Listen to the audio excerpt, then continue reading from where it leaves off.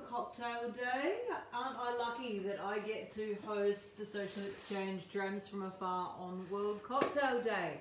I hope everybody's kicking back with a nice drink. I'm going to teach you how to make another one tonight. So tonight what we're going to talk about is a couple of things. Again, we're going to talk about Canadian whiskey and some cool stories surrounding that. And then we'll have a bit of a chat about a drink called the Angry Canadian as well. Which is a little one I stumbled across a couple of weeks back, and I've been waiting to show you guys because I think it's a bit of fun. So first up, we're going to be talking about Canadian Club. What I've got here is the CC 12-year-old. For those of you who haven't laid eyes on a bottle of this in a while, you can see that the packaging's changed. It used to be in this like kind of short, squat bottle, but it's in this brand new slick one, so that's kind of cool. Basically, Canadian whiskey is, Canadian Club has a bit of a different process when you're making it. Instead of mixing all the grains together and then distilling them, Canadian Club takes each one of their grains and distills them separately and then ages them together once they hit the barrel. So, just a little bit of trivia for you. The grains they use are malted barley, malted rye, regular rye and corn.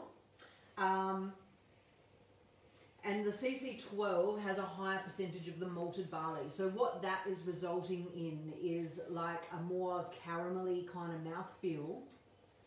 We might just have a little taste, hey? What do you reckon?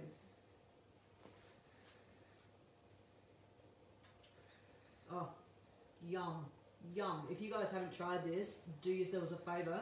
It's amazing. It's a really good sipping whiskey. I didn't say, but as always, we are live. So if you have any questions, feel free to type them into the comments. My lovely assistant, Simon Modra, is back there behind the camera and would like a taste of whiskey. There we go. Some of that it'd be nice if it came back. Yeah, so throw us any questions you might have. Mods might answer and pretend that he's me. If he gets the answer wrong, then I will correct it later. Or he might be lovely and actually ask me the question himself. We never can tell. They've never been serious. Only the serious ones. Only the serious ones. Okay. We also have our dog in the background tonight who has been carrying on like a pork chop all day. So if you hear any weird kind of noises, it's the dog. He's being mad. Right, so that's a CC12. I might just tell you a little bit about the history of Canadian Club because it's fascinating.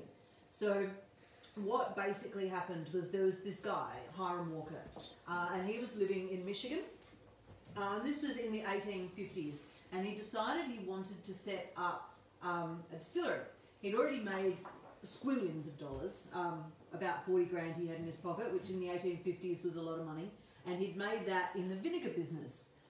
Vinegar was huge in the day because that was how you cured your meat. This was before refrigeration, so everybody wanted a piece of the old vinegar business. So Hiram Walker decided to take his vinegar earnings and set up a distillery. But even as early as the 1850s, it was becoming quite obvious that prohibition was going to happen. Now, for those of you not in the know, prohibition was this ridiculous and horrible time in American history where it was illegal to serve and drink alcohol. It lasted from 1920 to 1933, so a long time before eventually being repealed and led to all sorts of shenanigans, and we'll hear about that in a little bit. But Hiram Walker could see this happening, so he thought, well, the US is not a place to be setting up a distillery right now. I might hotfoot it over the river to Canada, which is what he did. He purchased some property over in Canada and just outside Ontario, and he set about building a distillery. But once he built this, he also needed to build houses for the distillery workers to live in, and roads and schools and hospitals. So he built this whole city around his distillery, and because his name was Hiram Walker and he was American born, he decided he'd call it after himself, and hence Walkerville was born. Obviously need another little sip of this. Delicious. So 1858, Canadian Club hits the market. It wasn't yet known as Canadian Club. during this time, essentially, if you walked into a saloon, if you walked into a club, a gentleman's club, then you'd have barrels of whiskey, right, behind the bar. You wouldn't necessarily have bottles, and that's where a lot of Canadian club was ending up, and so people started calling it just the club whiskey.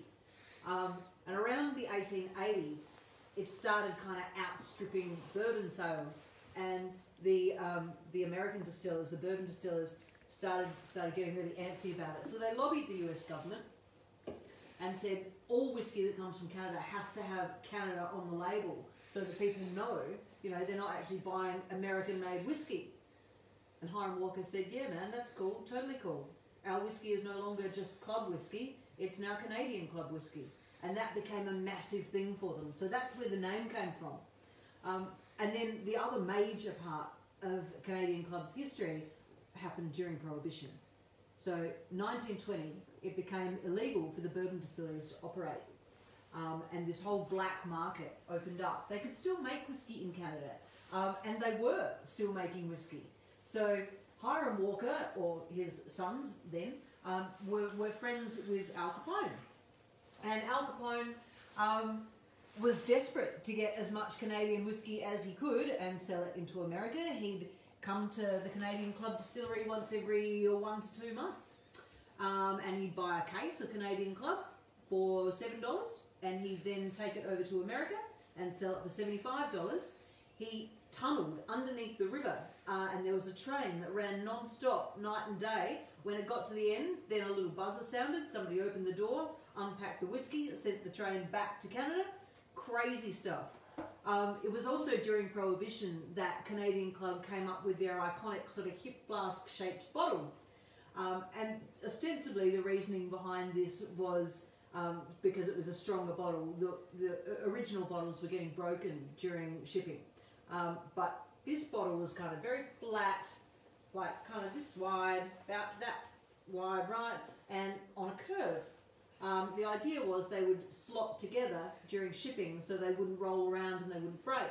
But what actually happened was these bottles were the perfect size for smugglers just to slide down the leg of their boot and smuggle it into America, or run around in America with a bottle down their boot and nobody was any the wiser. And this is where the term bootlegging comes from. Another cool part about Canadian Club during Prohibition was this guy, Bill McCoy. Okay, he was one of the best smugglers around. He'd been a smuggler for a really long time, and when Prohibition hit, Canadian Club decided they wanted to hire the best smuggler, and so they hired Bill McCoy to work on their docks to deal with all the people who wanted to buy a Canadian Club. Of course, because it was Prohibition, there was a lot of fakes running around, and so people knew that if they wanted the real stuff, then they needed to ask for Bill McCoy. And thus we come across the expression the real McCoy, because Bill McCoy was able to supply the real deal.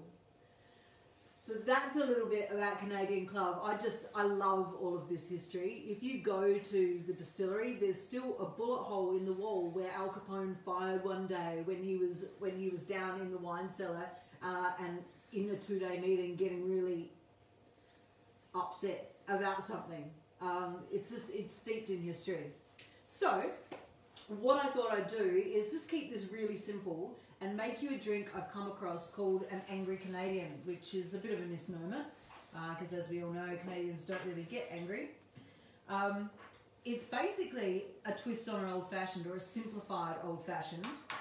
You'll remember, if you were watching back the very first one of these I did, then I was talking about Maker's Mark and I made an old-fashioned, and at that point I said, you can put in basically any whiskey, or any dark spirit actually, and make a variation on an old-fashioned.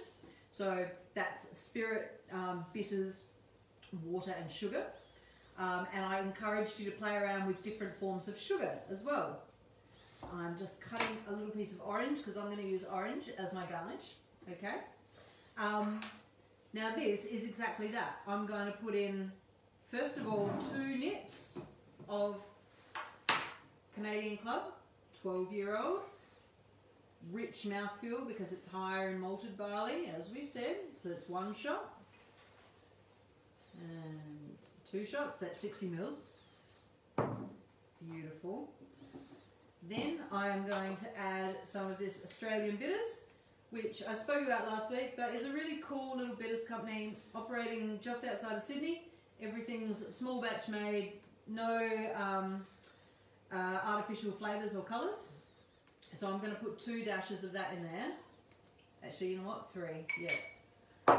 Okay, that's the aromatic bitters. And then I'm going to put just a bar spoon of maple syrup. If you don't have a bar spoon at home, it's about the same as a teaspoon, maybe a little bit bigger. I'm probably putting about, I don't know, 5 ml in here. Okay. Now this drink was invented by a bloke called Steve Johnston in 2013 in Calgary, Canada. I can't find much about it on the internet, but it does have its own Wikipedia page, so that tends to suggest it's a real thing. At this point, what they suggest you do is put in a maraschino cherry. I don't have any maraschino cherries, so I didn't really want to go and buy a whole jar just for this drink. So I'm going to garnish it with my orange, as I said before. But what they then say you have to do, you've got these ingredients going on in your glass, then put in 2 ice cubes. I might put 3 because mine is small. Just like that. You don't stir it, you don't do anything. Specifically, I've seen 4 recipes for it and they all say just swirl it. Okay, so I'm just swirling. This is interesting. I've never come across just a don't use any implements, just make sure you swirl it a bit. Okay, so I've swirled. And now I'll put a little squeeze of orange in there. I'll just do that. There we are. Okay, let's try the Angry Canadian.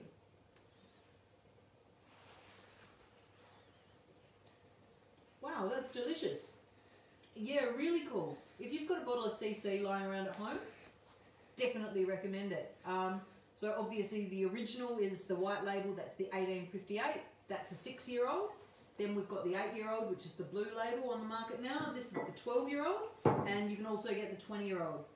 They're excellent value for money, actually. It's hard to find age statement whiskies that compare in price to these. The 12-year-old, for example, I reckon goes for about $55 a bottle, I'm going to say. So yeah, excellent value. And if you've got some maple syrup and an old bottle of bitters hanging around, you can make yourself a delicious cocktail. And have another sip. Any questions there? No, just a couple of little muck around statements. Did you want to try this one? Yes, please. There you are. Okay, guys. Well, I hope that everybody has a lovely World Cocktail Day. Week by week, we're getting closer and closer to getting back to normal and being able to drink cocktails in bars, but hopefully by the end of this experience, then we will all be able to make some delicious stuff at home and feel pretty confident in grabbing a bottle of spirits and being able to make some yummy bits and pieces for ourselves. Hope everyone's staying safe. Good luck to you all. Happy World Cocktail Day, and I will see you next week. Cheers.